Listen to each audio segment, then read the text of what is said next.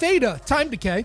Here's the four major Greeks on options. Delta, the measure of the change of the option price when the asset moves. Gamma, I'm going to take off because it has to do with the delta. Vega is the measure of change in the option price when volatility moves. And the thing that we're going to highlight today is theta, the decay of an option price every day as expiration gets nearer. So what we need to do is take the three important things here, price movement, implied volatility, and realize that the cost of your option includes all three of these separately. And depending on how each one of them works, will depend on how much money you make. So when looking at price movement, if it goes straight sideways, obviously you would know you're not going to make much money there. If you wanted it to go up, but it went down, you would not make much money there. Just like implied volatility, if it sold off, you would lose money. But if it went up, you would get money if you were buying a single option. But again, this is only 1/3 of the three. And time decay, theta, no matter what you do, is always going to go to zero. If you buy the option, it's going to go to zero in this third of the portion of the trade. But if you sell it, then every day you're going to be collecting that premium in instead of paying it out. This is literally a guarantee of income. And that's why we're going to talk about it today. Time decay is made so that it always goes to zero. And the velocity of how fast it goes to zero is going to increase as it gets closer to the expiration date. So when considering an option, we might go in and measure the last moves of a stock so we can kind of see what the price movement was and how long it took. Was it 1 week, 1 month, 2 months, 3 months? How much did it move? Did it move 10%? Did it move 20%? This goes for up trades and down, giving us about the same time and price movement. So getting timing right is important because there's so many different options to pick from. But here's what I've noticed. Close to 30 days is about the completion of a big move. This is 40%. 30 days, 22%. 38 days, 40%. 33 days, almost 30%. So when we're getting in trades, I'm looking at around 30 days to 60 days for that time decay. This went down 15%. So what I would anticipate now up against resistance, that this will also move down about 15%. On the monthly expirations, they come on the third Friday of the month. So if we were on Wednesday the 1st, I would collect a little bit of time decay, and then the next week I would collect a little bit more. And the last week I would probably collect the most. But the problem is I'm not sure if implied volatility or price movement will be where it needs to be in the next 15 days. So that brings me to the next thought. What if I go out a month? Well, that means for the first 2 weeks, I'm probably not going to notice that time decay too much. It might really just be pennies on the dollar until I start getting to the expiration month.